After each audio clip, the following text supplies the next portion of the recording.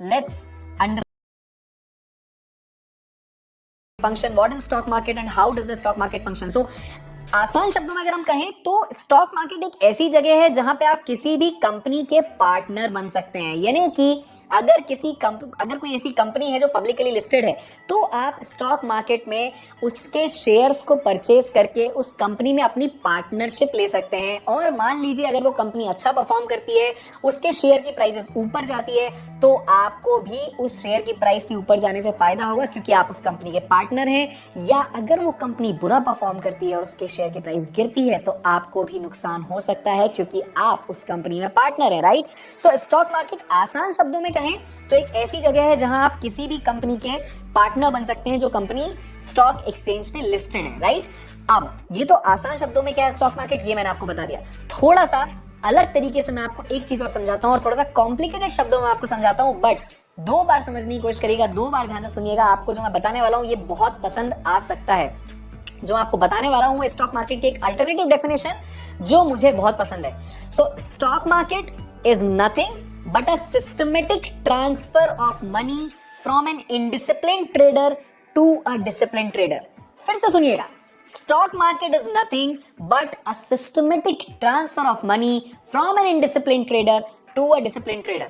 मतलब क्या हुआ इस बात का, स्टॉक मार्केट एक ऐसी जगह है जहां पे पैसों का ट्रांसफर होता है एक इनडिसिप्लिन ट्रेडर से एक डिसिप्लिन ट्रेडर के पास। बस इतनी सिंपल जगह है स्टॉक मार्केट। सवाल ये है कि क्या आप डिसिप्लिन हैं?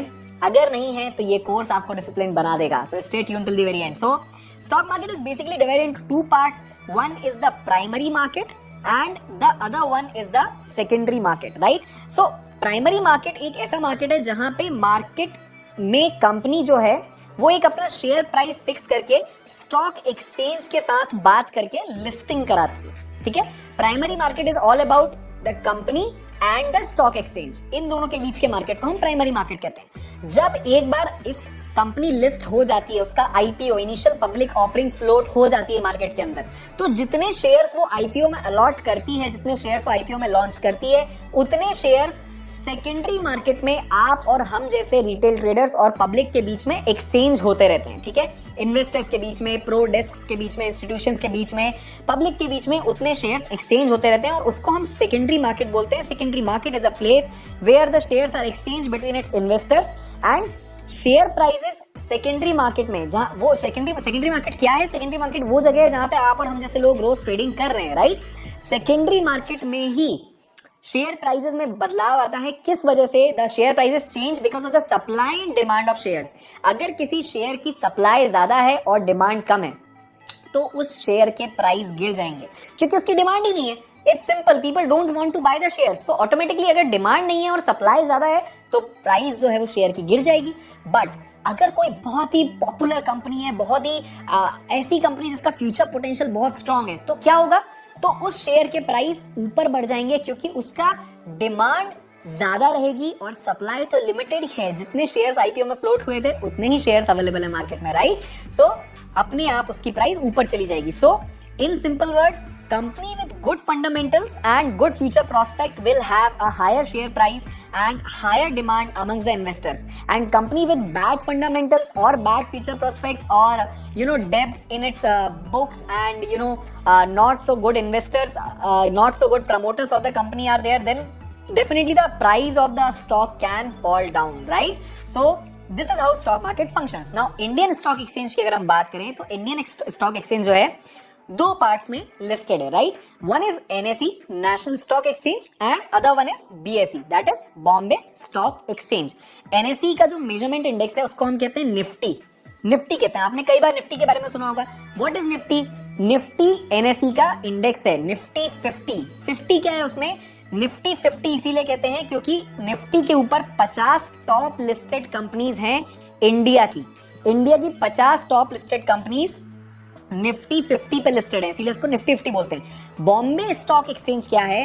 बीएसई जो स्टॉक एक्सचेंज है वो भी निफ्टी की तरह एक एक्सचेंज है जहां पे भी कंपनीज लिस्टेड है, बट एनएसई पे ज्यादा पावरफुली ट्रेडिंग होती है। NSE is a major index जिसके अंदर ज्यादा पावरफुल कंपनीज लिस्टेड है, और बॉम्बे स्टॉक एक्सचेंज भी डेफिनेटली एक स्टॉक एक्सचेंज है जहां पे कंपनीज लिस्टेड है। इसके अंदर top 30 listed companies Bombay stock exchange के अंदर आती हैं और इसके मेजरमेंट इंडेक्स को हम कहते हैं सेंसिटिविटी इंडेक्स, यानी कि सेंसेक्स। तो इसीलिए अब आपको एक क्लियर हो रहा होगा, आपने न्यूज में या कहीं पे लोगों से सुना होगा निफ्टी 50। तो निफ्टी 50 क्या है? नेशनल स्टॉक एक्सचेंज का मेजरमेंट इंडेक्स। और आपने सुना होगा सेंसेक्स, तो सेंसेक्स क्या है? सेंसिटिविटी इंडेक्स, जो कि बॉम्बे स्टॉक एक्सचेंज का BSE का मेजरमेंट इंडेक्स है, राइट। दोनों ही एक्सचेंजेस कौन रेगुलेट करता है? सेबी रेगुलेट करता है, that is securities and exchange board of India. SEBI के कुछ रूल्स हैं, सेबी के कुछ गाइडलाइंस हैं, कुछ प्रिंसिपल्स हैं, उनके बेसिस पे स्टॉक एक्सचेंजेस चलते हैं और आप और हम जैसे लोग इन एक्सचेंजेस में ट्रेडिंग कर सकते हैं। सेबी एक रेगुलेटरी बॉडी है जो मेक श्योर करती है कि सब कुछ ठीक से चले, इन स्टॉक एक्सचेंज पे कुछ भी गड़बड़ ना हो। Okay, now every company that comes to list itself on public platforms like NSE and BSE, जिसको भी इनिशियल पब्लिक ऑफरिंग करनी है, उनको बहुत स्ट्रॉन्ग गाइडलाइंस और कंप्लायंस प्रोसेस जो सेबी की है उससे गुजरना होता है और उसके बाद वो इफेक्टिवली अपनी कंपनी को सामने वाला लिस्ट कर सकता है, वो अपने आप को पब्लिक में फ्लोट कर सकते हैं उसके कंपनी के शेयर्स को। Okay, now how to invest money into the stock market? The question is how to invest money into the stock market. So you can invest money as a retail trader into the stock market by using a broker.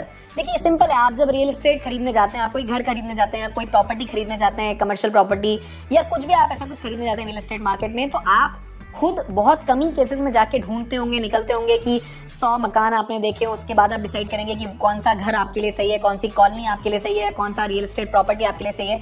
What you simply do is you ask a broker to find the right kind of property for you and the broker finds the property for you and you pay some fees to the broker and that is called brokerage charges, जिसके return में broker आपके लिए बाकी सारी चीजें करके देता है। At in a similar way, stock market is also a place where you pay a small brokerage to a broker in return for the transactions that you do at the stock exchange. Stock exchange के पास जाके आपको यहाँ से NSE तक जाके आपको paper लेके नहीं भागना है कि वहां गए, वहां पे पेपर सबमिट किया कि नहीं मुझे टाटा स्टील के शेयर दे दीजिए, फिर आपने पेपर सिग्नेचर किया। ये सारी चीजें डिजिटली आपको ये सारे ब्रोकर्स करके देते हैं, जिसके अगेंस्ट वो चार्ज करते हैं कुछ पैसा।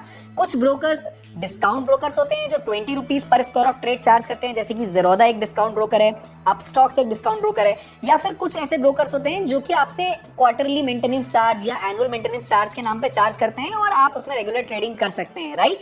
सो डिफरेंट ब्रोकर्स है, कुछ ब्रोकर्स परसेंटेज में चार्ज करते हैं, अलग अलग तरीके के ब्रोकर्स अलग अलग तरीके से चार्ज करते हैं। जो सबसे पॉपुलर ब्रोकर्स जो मुझे बहुत पर्सनली बहुत अट्रैक्टिव लगते हैं क्योंकि उनके सिस्टम्स बहुत इजी हैं और उनमें ब्रोकरेज फीस कम है, वो है ज़ेरोधा और अपस्टॉक्स। इनके अलावा मैं फायर्स नाम का एक ब्रोकर है, फायर्स को भी यूज करता हूँ, FYERS, उसको भी यूज करता हूँ and that is also very good broker, क्योंकि वो आपको out of the money options trade करने में अलाउ करते हैं बहुत इजीली। इनफैक्ट अपस्टॉक्स भी अलाउ करते हैं। Now if you are wondering what is out of the money option, आपको इस कोर्स के दौरान ये सब चीजें समझ में आ जाएंगी। इसके अलावा डायरेक्टली आप अपने बैंक के थ्रू भी बात कर सकते हैं, आपका बैंक भी एक ब्रोकर हो सकता है, बट यूजुअली जो बैंक ब्रोकरेज ऐप प्रोवाइड करते हैं, ब्रोकिंग ऐप, वो इतनी स्ट्रांग मुझे कभी नहीं लगी। HDFC या ICICI दोनों की मुझे अच्छी एप्स हैं, but again discount brokers are something that I believe is much more better for me, right? So it's all about perception, आपको क्या जमता है। Okay, now most brokers are charging 20 rupees per square of trade and that is good as well as bad। क्यों? देखिए, आप सोचेंगे कि 20 रुपए बस, एक ट्रेड का सिर्फ 20 रुपए, इससे ज्यादा तो मैं बना ही लूंगा। Now what happens with this theory is that the good part is that there is low brokerage fees is the good part. Yes, that's perfect that it's a low brokerage fees, but then what is the bad part? The bad part is that there are a lot of people like you and me who come into the stock market as a new trader. What they do is they start taking too many trades and because they take too many trades, they come, they attract a lot of trading, brokerage charges. तो हो सकता है कई लोगों को आपने देखा होगा एक दिन में 100 ट्रेड 200 ट्रेड तक ले लेते हैं लोग, और इवेंचुअली क्या होता है, they have to pay a lot of charges. And these charges are much more than the profits they have made through the trading that they did on particular day. So this is another problem. Like you can definitely choose a discount broker, but आपको ये make sure करना होगा कि आप trading systems के through trade करें, ना कि बहुत सारी ट्रेड्स या क्विक ट्रेड्स क्योंकि आपको सस्ते में करने मिल रही है। That is not the right way to approach your trading journey, right? If you are doing this mistake, stop doing this mistake, okay? And now What can you do in stock market? That's a question, right? What can you? आप stock market में आ गए हैं, अब आप क्या क्या कर सकते हैं? देखिए, आप मेजरली 2 चीजें कर सकते हैं। एक तो आप ट्रेडिंग कर सकते हैं, ठीक है। दूसरी चीज आप इन्वेस्टिंग कर सकते हैं। ट्रेडिंग और इन्वेस्टिंग में क्या मेन डिफरेंसेस हैं, इनको हम समझने की कोशिश करते हैं, राइट। ट्रेडिंग हमेशा जो है शॉर्ट टर्म होती है, बहुत लॉन्ग टर्म नहीं चलती है ट्रेडिंग। और ट्रेडिंग जब आप करते हैं तो ट्रेडिंग टेक्निकल एनालिसिस पे ज्यादा बेस्ड होती है। ट्रेडिंग को फंडामेंटल से इतना कोई खास लेना देना नहीं होता है, ठीक है। ट्रेडिंग में प्राइस एक्शन मैटर करता है, टेक्निकल एनालिसिस मैटर करती है, फंडामेंटल्स का इतना कोई लेना देना नहीं होता ट्रेडिंग में। वोलेटिलिटी बहुत हाई होती है ट्रेडिंग में, क्योंकि ट्रेडिंग आपको जल्दी से जल्दी चालू और बंद करनी होती है। यानी आप इंट्राडे ट्रेड करेंगे या स्विंग ट्रेड करेंगे, यानी जिसको आप 1 दिन से 2 दिन 3 दिन तक होल्ड करेंगे, या फिर आप पोजिशनल ट्रेड करेंगे जिसको आप हो सकता है 1 हफ्ते या 2 हफ्ते तक होल्ड करें। बट इस दौरान में स्टॉक का प्राइस कई बार ऊपर नीचे हो चुका रहता है, right. So this is the problem with trading, this is the problem and this is the benefit of trading. आप इसी मोमेंटम को ट्रेडिंग के अंदर कैप्चर करने की कोशिश कर रहे हैं। ये जो डाउन से अप मूव आया या अप से डाउन मूव आया, इसी मोमेंटम को आप ट्रेडिंग के अंदर कैप्चर करने की कोशिश कर रहे हैं। But investing is different. Investing के अंदर आपको इस अप मूव डाउन मूव से कोई मतलब नहीं, क्योंकि इन्वेस्टिंग आप फंडामेंटल्स को देख के करते हैं। आपको इस बात पे भरोसा होता है कि फ्यूचर प्रोस्पेक्ट कंपनी का बहुत स्ट्रांग है और विथ टाइम कंपनी ग्रो करेगी। इसीलिए मैं आज अपना कुछ एक्स अमाउंट ऑफ मनी इस कंपनी के अंदर इन्वेस्ट कर रहा हूं, जो कि आज से 5 साल या 10 साल बाद बढ़ के मुझे बाय अमाउंट बन जाएगा। ये आपका सोचना रहता है जब आप इन्वेस्टिंग कर रहे होते हैं। इन्वेस्टिंग का गोल लॉन्ग टर्म होता है, शॉर्ट टर्म नहीं होता, राइट। ट्रेडिंग का गोल शॉर्ट टर्म होता है, ओके। नाउ ट्रेडिंग के अंदर एक चीज और प्रॉब्लम आती है। वो प्रॉब्लम क्या है? That is the risk of fear, hope and greed. These are the three emotions that kill most of the traders. Emotional trading is the worst enemy. ये 3 इमोशंस ज्यादातर ट्रेडर्स का सपना डुबो देते हैं ट्रेडिंग की दुनिया से एक अच्छा करियर बनाने का, राइट। बट इन्वेस्टिंग में इन इमोशंस की कोई खास वैल्यू नहीं है until unless there is a black swan event like pandemic और समथिंग।